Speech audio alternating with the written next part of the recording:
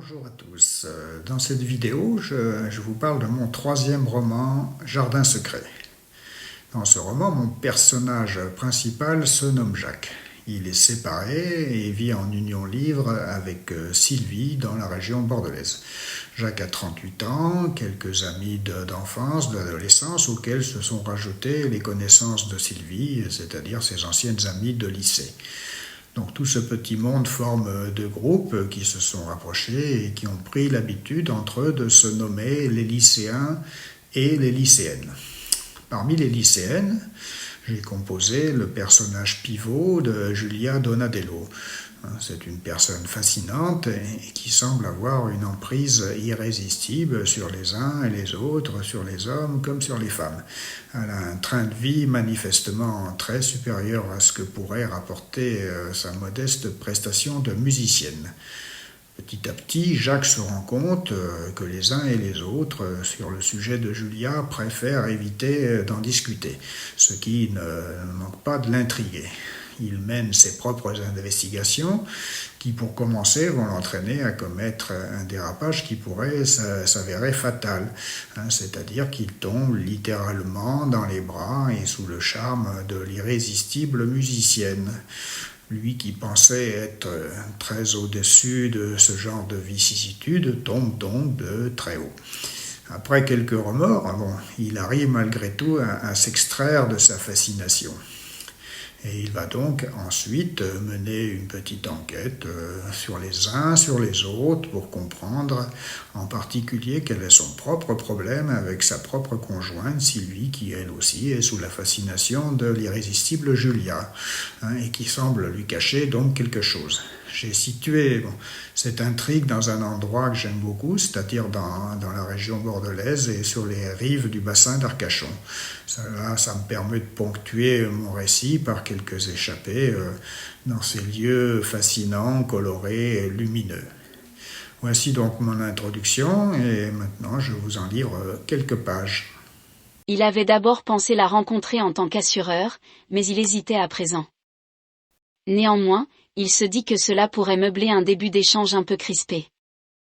Finalement, il trouva la solution tout bêtement, en s'inspirant d'un des derniers films de Woody Allen.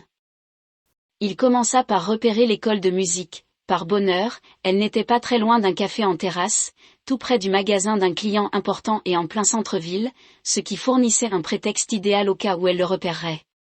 Mais Julia était une femme pressée, il plongeait le nez dans son journal, elle passait à 5 mètres de lui en claquant les talons, au pire elle jetait un regard distrait sur le premier rang. Jamais il ne se sentit repéré. Au bout d'une courte semaine, il connaissait à peu près son emploi du temps, ses horaires, l'itinéraire qu'elle empruntait pour rejoindre son pied-à-terre. Il avisa donc un angle de rue qui avait une vitrine sur le trottoir d'en face. Par chance, la glace était à l'ombre sur le coup de midi et de ce fait, reflétait comme un miroir le trottoir ensoleillé par où arriverait Julia. Au jour et à l'heure choisie, Jacques la repéra discrètement au début de la rue, se hâta vers une seconde voie rigoureusement parallèle, la parcourut en courant, et remonta celle perpendiculaire qui rejoignait les deux. Il attendit à 3 mètres du point d'impact. Il sortit son téléphone portable et fit mine de regarder le cadran. Les bruits de talons sur le trottoir l'avaient toujours énervé, mais dans ce cas, ils lui fournirent une aide précieuse puisqu'il entendit arriver Julia bien avant de la distinguer dans la vitrine. Au moment où elle était à 1 mètre de l'angle, il remit prestement le téléphone dans sa poche et démarra comme une fusée. Pour ce qui est du choc, il n'avait rien préparé de précis, il fallait y aller très fort, essayer de la rattraper au dernier moment dans les bras. Il improviserait. Ils se percutèrent de plein fouet, il n'avait pas prévu de déraper du pied droit sur le rebord du trottoir. Il heurta une voiture en stationnement, et se retrouva couché dans le caniveau avec une superbe créature élégante et parfumée agrippée à son cou. Il n'avait jamais pensé avoir de telles dispositions à jouer la comédie. Elle avait hurlé de frayeur, il avait juste laissé échapper un « bazar de bazar ». Maintenant, il la regardait avec un air d'abord sincèrement ébahi, qu'il eut la présence d'esprit de prolonger comme s'il avait complètement perdu la parole. Elle l'avait reconnu et criait maintenant. « Jacques. Vous avez du mal ?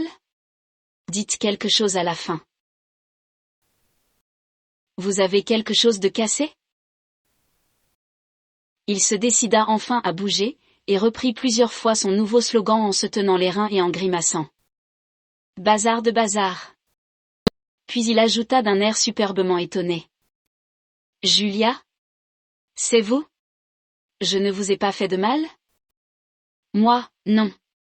J'avais un bon matelas, précisa-t-elle en riant. Eh bien moi, en dehors de quelques bleus, je ne m'en tire pas mal, mais à défaut de crotte de chien, je suis quand même passablement humide. Et plutôt parfumée aussi, précisa-t-elle avec un rictus de dégoût. J'ai tout ce qu'il faut chez moi, ajouta-t-elle. Le cours Victor Hugo était à 2 pas. Elle lui prit le bras d'autorité. Julia, je suis connue vous savez, protesta-t-il faiblement. Moi aussi, et de qui plus est, on me prête une réputation de dévoreuse d'hommes, s'amusa-t-elle. Je n'ai jamais rien entendu de tel, reprit-il. Menteur. Trancha-t-elle. Tenez, mettez mes lunettes de soleil, plus que 100 mètres et nous y sommes. Ils pénétrèrent dans un vaste hall, prirent un très bel escalier jusqu'au premier étage, et s'arrêtèrent devant une porte blindée. Dans son métier, à Bordeaux et aux alentours, Jacques avait déjà eu loisir de visiter de beaux appartements, d'admirables maisons, de somptueuses demeures. Il n'en resta pas moins bouche bée en pénétrant dans le logement de Julia. Il ne fut pas surpris par l'architecture, la hauteur sous plafond, la dimension des fenêtres, il s'y attendait. Ce qui le laissa sans voix, ce fut la décoration, ni rustique, ni classique, ni résolument moderne, pas snob, pas outrancière, juste un peu de tout cela, un mobilier de grande valeur, en harmonie avec des tableaux, des gravures, des sculptures, dont certaines d'André, plus belles encore qu'il ne les avait vues au vernissage, car intégrées à un tout. Évidemment, il y avait de la surface, le séjour flirtait avec les 60 mètres carrés, les autres pièces ne se limitaient guère à moins de 50, mais tout était meublé à l'évidence par la même artiste. À chaque fois qu'il visitait le logis d'un client, par expérience, Jacques arrivait rapidement à estimer la valeur du mobilier à assurer. À la longue, il avait décomposé le problème en catégories et n'avait plus qu'à apprécier les variantes. Puis il se mettait au travail et se plaisait toujours à constater qu'après examen approfondi, il ne s'éloignait guère de sa prévision initiale. Or, dans l'appartement de Julia, il perdait tous ses repères. À coup sûr, cela ne dépassait pas ce qu'il avait pu évaluer dans certains châteaux réputés, mais il n'avait jamais rien vu de tel dans aucun immeuble. Les propriétaires finissaient toujours par se copier un peu les uns les autres, pour reproduire un standing, un rang auquel ils s'identifiaient. L'appartement de Julia échappait à toute classification. Les mots, riche, bourgeois, aristocratique, perdaient leur sens, il ne restait que le mot artistique, mais il était notoirement insuffisant. La salle de bain le surprit un peu moins, la tendance des dernières années était au salon de bain et celui de Julia se rapprochait un peu des termes romains. Au centre, une vasque de 2 mètres était posée sous une énorme moulure de cercle concentrique, sans que cela ne jure d'une quelconque manière. Cette baignoire, pour autant que le mot s'y prêtait, était entourée d'un châssis aluminium octogonal moderne, décoré d'un verre dépoli incrusté de motifs art nouveau.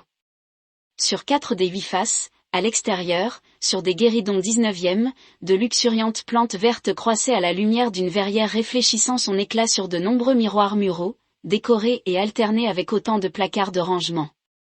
3 puissants spots idéalement placés convergeaient dans la vasque. Je vous laisse, cher ami, je vais vous chercher des vêtements moins parfumés, se moqua-t-elle. Sans bien comprendre ce qui lui arrivait et sans avoir eu la force de protester, Jacques se glissa rapidement dans un bain moussant. Il ouvrit une boîte à bijoux qui se trouvait sur un petit guéridon en fer forgé et faïence et découvrit quelques cigares et un briquet. Elle revint avec un peignoir, mais au lieu de le poser sur une chaise et de s'éclipser, elle s'assit sur un tabouret, à l'entrée de l'octogone, face à lui. Servez-vous Jacques, si cela vous dit faites comme chez vous. Je n'avais jamais encore pensé à ce type d'agrément, concéda-t-il. Jambes fuselées, croisées sous une jupe qui remontait un peu haut, veste ouverte sur un chemisier strict, décolleté, collier et bague à la mesure de tout ce qu'il avait pu estimer, elle le regardait avec air assez amusé et un soupçon menthe religieuse. Elle avait libéré ses cheveux. Dans ce rôle et cette posture, Julia Donatello était très exactement éblouissante. Confusément, il comprit qu'elle était le joyau d'un mobilier dont le sens lui avait échappé parce qu'il ne servait qu'à la mettre en valeur, suivant une procédure progressive et imparable que Julia connaissait sur le bout des doigts. Jacques sentit poindre en dessous de la mousse, une émotion qui lui interdisait toutes sortes de mouvements, et plus particulièrement, toute sortie dans l'immédiat. Se doutant que ce genre de femme en connaissait long sur la question et que ses facultés intuitives étaient dans la bonne moyenne, il prit un air dégagé, rouvrit la boîte à cigares et s'en alluma un. À la bonne heure. Il se détend. Ironisa-t-elle, il reviendra. Je ne crois pas que ce soit souhaitable, c'est pour cela que j'en profite un peu. Dans ce cas-là, profitons en ensemble. Et sans se défaire le moins du monde de ses vêtements, elle vint le rejoindre directement sous la mousse, vérifia prestement et sensuellement de la main gauche que son charme avait opéré et se mit à l'embrasser fougueusement. Écoute, reprit Ghislain embarrassé, quand nous étions adolescents, tu sais bien que je courais pas mal, André aussi. Par contre, toi tu étais plutôt timide et secret. Alors si elle t'a fait du pied, vois avec elle, mais ne me reproche pas aujourd'hui d'être réservé. Devant la gêne manifeste de Ghislain, Jacques s'autorisa à prendre un peu l'ascendant. Je sais bien que nous ne causons jamais longtemps des femmes, toi et moi, mais celle-ci n'est guère présente dans nos réunions campagnardes, sa vie est un mystère, personne n'en parle ou le moins possible, et un beau jour elle arrive, soit dit entre parenthèses, au bras de Clémence. Elle me fait du pied et je ne peux même pas en parler avec un vieux copain. C'est quand même un comble. Au bras de Clémence, réalisa Ghislain en baissant du nez. Arrête un peu cette comédie s'il te plaît Ghislain. Clémence était verte quand tu l'as rabaissée au rang d'infirmière, nous l'avons tous remarqué. Simplement, tout le monde voit tout et personne ne dit rien. Elle se fait quoi Clémence, les hommes, les femmes ? Jacques, expliqua Ghislain d'un air terriblement ennuyé, dès que nous entrons dans les révélations et les apartés, tu te barres pour nous signifier ostensiblement que la vie des autres ne nous regarde pas, et que toi, qui es bien sûr très largement au-dessus du lot, ta morale passe avant tout. Alors ne viens pas aujourd'hui nous reprocher de ne pas te faire de confidence. C'est vrai, concéda Jacques en se donnant un air contrit, non par autocritique spontanée, mais pour encourager son interlocuteur à poursuivre. Que veux-tu savoir, de quoi as-tu peur, insista Ghislain. Si tu veux un ticket avec Julia sans que cela se sache, tu n'as pas besoin de moi, non ? Ça ne m'intéresse pas, répondit-il en haussant les épaules. Tu veux savoir si j'ai mes entrées, si ça me coûte cher ? Ça ne me regarde pas, se renfrogna Jacques. Écoute, mon ami, s'enhardit Ghislain en lui posant la main sur l'épaule, avec Julia il y a des règles bien précises, personne ne parle du prochain, elle n'en renseigne aucun sur les autres, chacun sait, y compris nos épouses, mais tous font semblant d'ignorer. Et ça marche très bien comme ça pour tout le monde. C'est André qui me l'a présenté, il est parfaitement au courant que je la vois de temps en temps et ne me demande rien. Maintenant, si ta douce et tendre avait eu la présence d'esprit de fermer les yeux sur les escapades de Claude.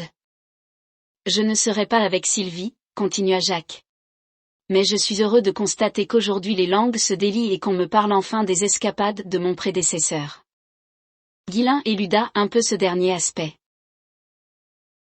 Et tu aurais peut-être une compagne aussi tolérante que les nôtres, vieille canaille, s'enhardit-il en lui balançant une grande claque sur le dos. Tu pourrais te sortir une belle pépée de temps en temps. Juste pour te taquiner sur ce sujet précisa Jacques un peu confus, sais-tu Ghislain, que sur ordre du préfet on va bientôt arrêter tous ceux qui se paient un peu de bon temps, sur les quais et les boulevards. Rien à voir avec Julia, rétorqua Ghislain en haussant les épaules. L'ordre moral qui se prépare, c'est simplement pour rassurer une certaine frange de la population qui se focalise sur tous les désordres qu'on lui montre à longueur de journaux télévisés. Mais comme il y a eu beaucoup trop d'excès ces dernières années et surtout l'entrée en jeu d'une nouvelle mafia, donc une perte de pouvoir et d'argent quelque part, il est bien normal que ça bouge. Le premier qui se présentera comme un homme à poigne récoltera des dividendes qui ne seront d'ailleurs pas forcément positifs. Pour les plus riches, rien ne changera, l'argent ne sort pas de la maison France, la bagatelle est discrète, connue, contrôlée, et tellement moins importante que les affaires, que même les épouses s'en accommodent. Si tu ne me crois pas, relis Balzac et ses contemporains. Je te trouve un peu cynique sur tes vieux jours.